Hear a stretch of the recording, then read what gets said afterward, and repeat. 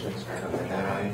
I was like you guys, 18, well, you're probably not 18, 19 yet, but I like doing my sports and hang out with friends and, you know, just go and just thought I was invincible and didn't have anything to worry about. Till this one day I went to a beach. We all decided to go up, it was about grad week. Well, stopped and got some alcohol and I went down a beach that I knew all of my life. And you was going so far and there was a drop off that we always ran and dove in or jumped in. Well, what brought me to this corner too, we had started drinking probably about an hour before that. I had 2 or 3 into my system and then, well, what do you know, some hot girls go by in bikinis. We follow them over there. I start showing off for them and acting rambunctious like the normal any male would do, you know, just risk takers. I wasn't paying attention to this drop off. Well, I was in track and field through school and I could run pretty fast. I got myself going really fast and, well, next thing you know, I felt numb. I found out I missed the drop off. I was in 4 inches of water, but as soon as I hit, I couldn't move. I was trying to roll over.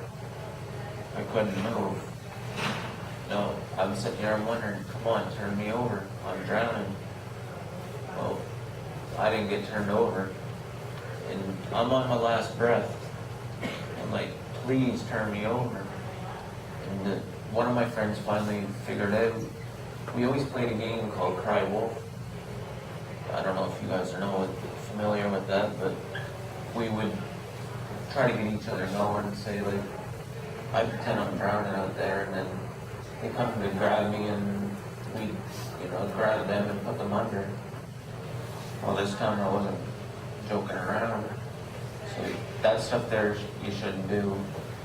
But they turned me over on my last breath, and as soon as they turned me over, they left me in the water to keep the reducing down in my, for swelling in my back, and neck, and well, it was kind of hard.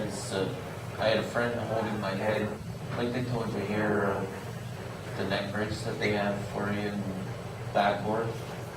Well, with me, I couldn't feel what I was doing, nowhere. My whole body was numb, and they held my neck with my friends. I was lucky that one of my friends there was studying to be an EMT, and a couple nurses, and it all fell into place for me. I was lucky that day, but laying there, I couldn't feel anything, like I say, and holding my neck, and then the boats started to come. The boats knocking water up into me and then started drowning me some more. I'm like, please get the boats away from me. But we finally stopped the boats. And I was alright for that, and then I don't know if they told you about a response time. The cops are, they say probably like 15 minutes to a half an hour show up. When you're laying there and you're in that predicament and you're the victim, it feels like a lifetime. You just feel it's slipping away. You're weak. Having a hard time breathing. And my best friend, you have friends all over you just trying to help you. They're crying. Everything else like that, because you're obviously in big trouble. Well, it come to be that I was probably a mile or two away from where the ambulance was picking me up. It was all sand. They didn't want to carry me down there, so luckily another friend showed up. He had a party barge. They threw me on the boat, and all I can remember is, you know, I was moving awful fast, and they took me out by water to the ambulance.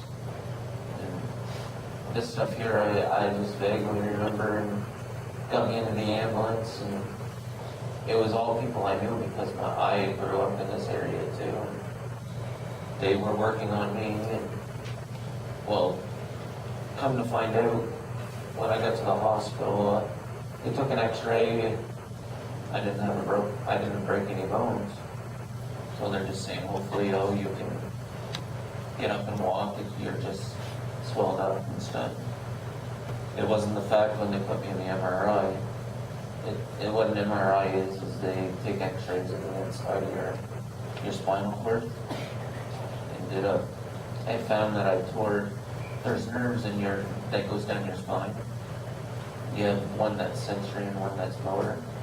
Well, I had ripped them right away from my spine because when I hit so hard, the doctor said that it should have killed me right on the spot. So, and then he told my parents that I was paralyzed for life. That day, they figured that was enough bad news for one day, I guess. And then the night that I went up I had to go into what did they call it? Well,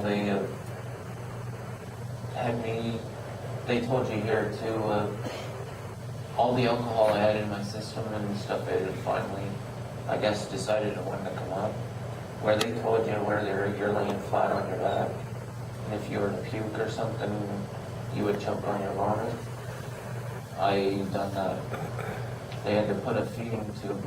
They froze my nose. They had to put drive a tube down my nose and get me to drink water to swallow this tube and put that in my stomach, so if I threw up, I wouldn't throw up. It would just, everything from my stomach was coming out of this tube and going in. Then come to the very scary part, never had an operation before in my life. Very healthy boy, and scared one night because they weren't going to operate on me for 3 weeks because supposedly the doctors had come back and told, you imagine your own parents, what they would act like if a doctor had come to them and said, your son, daughter, they gave me a 1% chance of living. They told me, they pretty well told them that I was going to be in the ground. And obviously any parent would flip out at the doctor, and it would have been a rough time, I'm sure, on them. But when I got in there, they done my surgery. I went in, figuring, it wouldn't be too bad, but I was really scared.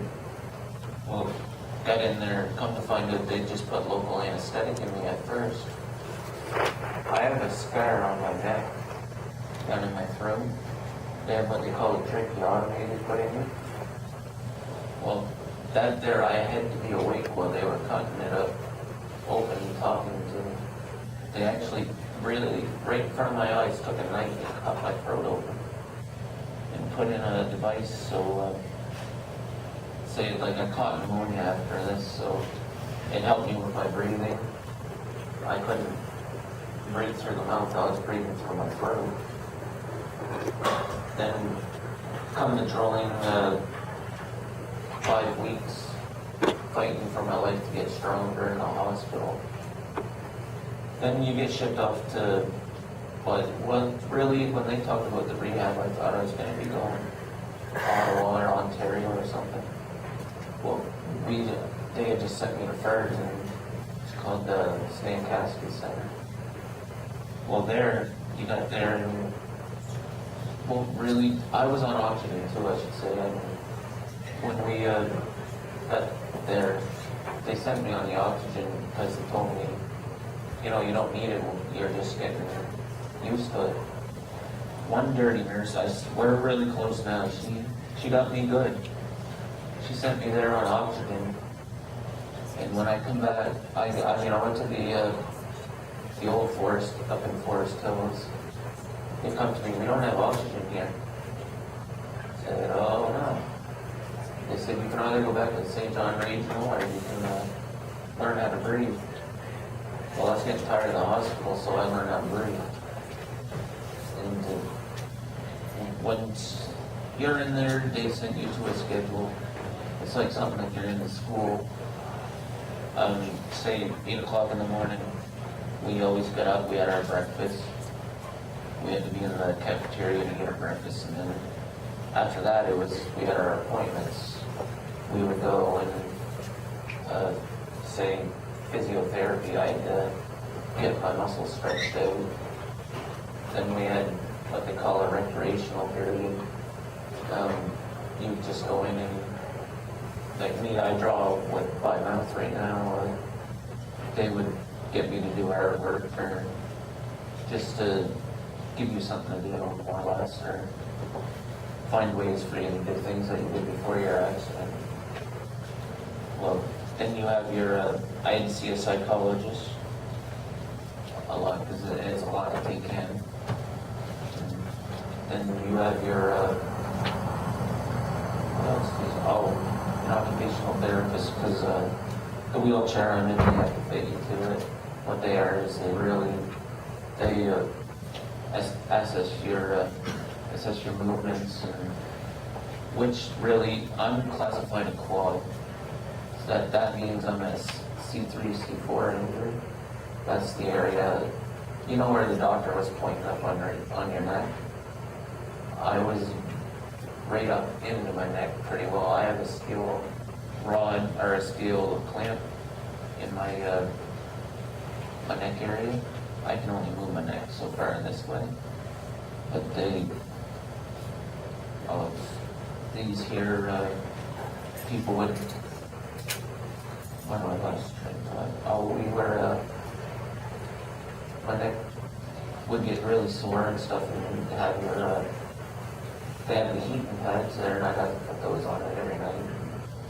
Then you have your, you went to the rehab up there, and they took us on our outings. The big thing for the outings it's to get you back into the world, more or less, without being a big stunt to you when you first come home. We went out to the movies and out to, shopping every once in a while, out to eat. When you're in a wheelchair like this at first, it feels like all eyes are on you. It's like you want to turn around and tell everybody to stop staring at you, but there's really nobody staring at you. You will get the odd person that is rude that will stare, but that's life. You got to deal with it after you're like this. And the big thing is your change in your lifestyle, what you're going to be. I was in the hospital a total of 7 months. I was hurt June 15th. My first weekend home that I was allowed to go home by doctor's orders was Thanksgiving. And that was just weekend visits. I never got released just till before Christmas. And it's really hard leaving home, or not leaving home, leaving the hospital to go home. You trust the doctors. You're into the hospital life at that time. You're going to be afraid. I didn't even trust my own parents to take care of me that weekend that I was coming home. I was like, have 911 on speed dial. So I'll be coming back, and it's a very hard thing to get used to. But now that I'll go into detail on what I had to do in a day. 8 o'clock in the morning, I had someone show up. They'll give me my pills, feed me my breakfast. Now, when you have a spinal cord injury, you lose control of your bladder and bowel. So therefore, I have to have them guys help me with it. I take medications. When I go to have a bowel movement, they have to put what they call a pneumatic bullet suppository up in. And I trust gravity because I can't push, right? Well, every other morning I have to do that for the rest of my life. It probably takes about an hour or so for me to drain my bowel. Then the other part is I have catheters that I have to have done. The catheters that they were talking about here, they're not steel thank God, but it's a rubber catheter about 14 inches long. that they shoved down inside of my penis, like was right down in the bladder, 4 to 6 times a day. And trust me, I still close my eyes. And they drained me off with that. Then for me to get up in the morning, I have to have them dress me, bathe me, stretch me for my range of motion, keep my muscles loose. Then I have, once I'm up in my chair, I can't feed myself. I can't do nothing other than, what I've learned to do is I either go watch TV or draw or go out. But once I'm up, they have to feed me. You don't know something until you miss it, or you lose it. It's having them coming at you. Sometimes they'll be smart alecky and play airplane with you. It's just to feed you. It's, you have your total trust in someone else. I have workers that come in. I have to trust them to take care of me, to listen to me. I'm basically what I call a 32-year-old baby. So it's nothing that I would want to see you guys go through. It's not a lifestyle that I would point to anybody just for something as stupid as drinking and not asking for if you to get in accidents, and it's not worth it at all. But I too go to work every once in a while. I had a job at the superstore in St. Stephen full time before I had my accident. They let me go in there to do that. And another thing I wanted to bring up too is, how you guys like to go somewhere and you think, oh, you just gotta get up and go, and your friends, take right off and go. Well, it ain't that way with me. I have to know, for me to be here this morning, I had to start getting ready at 6 o'clock in the morning. And I just got here at 10. And we have, I noticed around here too, your buildings aren't too wheelchair friendly like in my town. You got a picture in your head. I loved playing pool before my accident. I loved going all around these different places. Now, the one thing I gotta remember or ask is, can I get into this place? You figure I can't go upstairs. It's gonna be, you're gonna be wondering, oh, can I go here? Can I go there? 9 times out of 10, if you're in an old town, it wasn't law when they built the building there that wheelchair accessible. You're not going. I've stayed home so many times from my own family functions. People getting married and stuff because I couldn't get into the church, or I couldn't get into a building that they were going to be at. And I sure wasn't going to sit outside by myself. But there's so many different things that you deal with for that one mistake that you make, like I made. I wish that my friends would have. The big thing I want you guys to do is, like I say, is if someone's drinking and you really, really care for this person, I wish I would have got the tap on the shoulder or a swat upside the head saying, calm down, stop drinking, you're going to hurt yourself.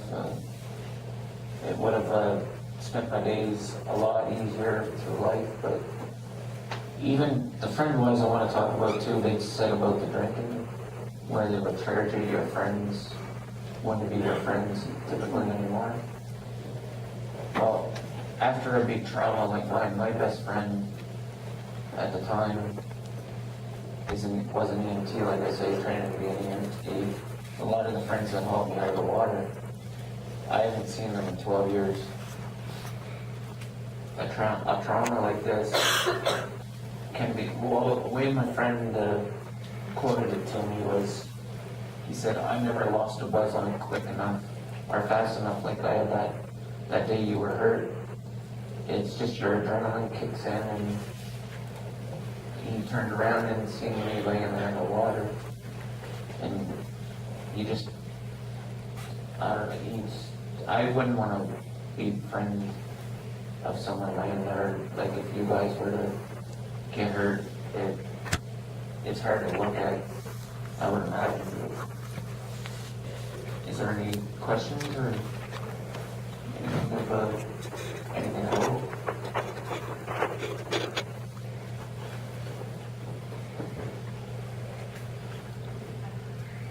Yes. Do you know why you're friends? Why they didn't stick around, you say? Well, I talked to them vaguely, maybe over Facebook or something, but it's not like before we would jump in a vehicle and go and just hang out like we used to. I think the friend that hauled me out of the water all through his life, he had a hard time dealing with stuff. Like, I remember a family member of his dying, we had to actually, me and another friend had to come pull him by the arms to get him out of the room for him to do something, and I just don't know what goes through their head. A lot of them just, at that age, there's not much responsibility, some of them get families, I guess. You just learn to move on, and I've made new ones, a lot of new ones since I've been in my wheelchairs. True friends. Now, anything else? How do you see yours? Okay. That's the most common question, actually. See the headrest back here that I'm pushing against? I push back on the middle of it, it'll let me go forward. This here is like a gear shifter in a car. Say you want to go from drive to reverse. I click it once. I'm in reverse. Say I want to steer it, it's just like steering a car. I go to the right side of it, to the left side of it. Then I can control the speed through that beat. Then a second beat, I'm in what they call the actuators. Now I can control, if I had to hook up, I can control it. The lights in my house, there's different profiles, like different gears. And then this here I hit to the right. You know where you guys are sitting down right now, you're probably getting sore backside, probably. Me, I can't feel that. I actually broke my ribs. I went to Vegas and broke my ribs and didn't even know that I did it. But this here is what we call, I take pressure off of my tailbone. I'll have a recliner in it. So I can lay right back with it, elbow right back, and then I tilt back down, and that's basically the chair. Say if my bone, with me, if I have a pressure sore that opens up or anything, what a pressure sore is, it opens from the inside here. You'll have a bone that's sticking out of your skin. When I went to Vegas, I broke my ribs and I had a pressure sore. I was laid up in bed probably 2 months to let it heal. It was a heck of a thing to do. When I go to get on a plane, I don't know if any of you guys been on a plane or not. The aisles are really thin. I have to get transferred over onto what they call an aisle chair. And they strap me to it. I think they might have pulled the strap a little too tight, and I never knew, but they got me on the plane. Then they transferred me onto another plane, another seat, the plane seat for us to go out. And it was either that or we got over the warmer weather, like Oklahoma, going out there and leave it to me. I bring problems everywhere, even in the air. We had to go around a tornado. A tornado that day, and then we almost hit another plane head on. I'm like, yeah, for this plane. But it's basically anything in my body. Say you guys have an upset stomach, or your legs aren't feeling well, or what I'll do is make a spasm.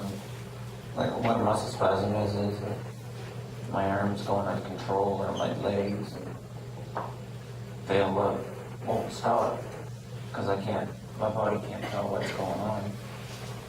And that's another thing that runs onto it too.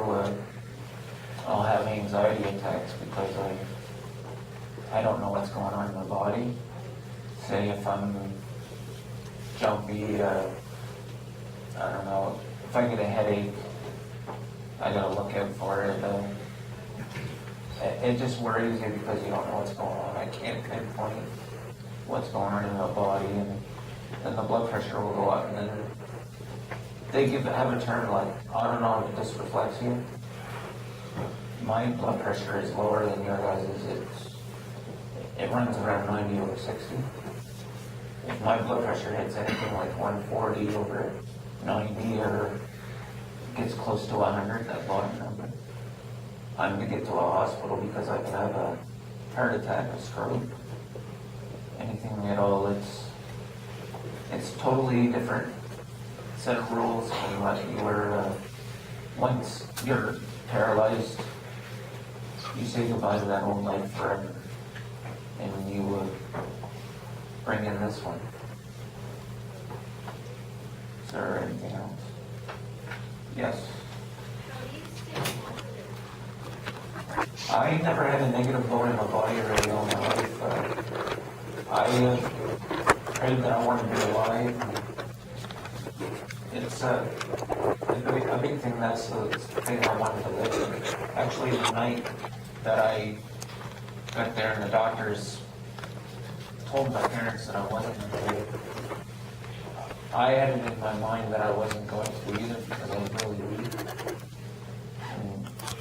And I kept asking them, am I dying? Am I dying? And the only answer I got back is, what it is what it is, and you would just calm down. And I just had that feeling I was so close to death. But what keeps me positive mostly is the outlook that I wanted to be alive. And I found my reasoning for it. I go around to schools and talk to people like you guys. And not only that, I'll go into a room and the big thing is keep yourself laughing. I like to joke around, and I go in and there's someone complaining of something, a sore leg, an earache, or anything like that, and then they see me come in and talk to them, and my friend looks at me one day, he said, man, I gotta have you come over more. I said, why is that? He said, your attitude. He said, I was just complaining about an earache, and here you come in, can't move a muscle in your body. He said, I feel really good. He said, I'm not gonna change who I am. I always was a joker, and I'm always gonna be there. It's not even... What helped me a lot too was 4 years before my accident,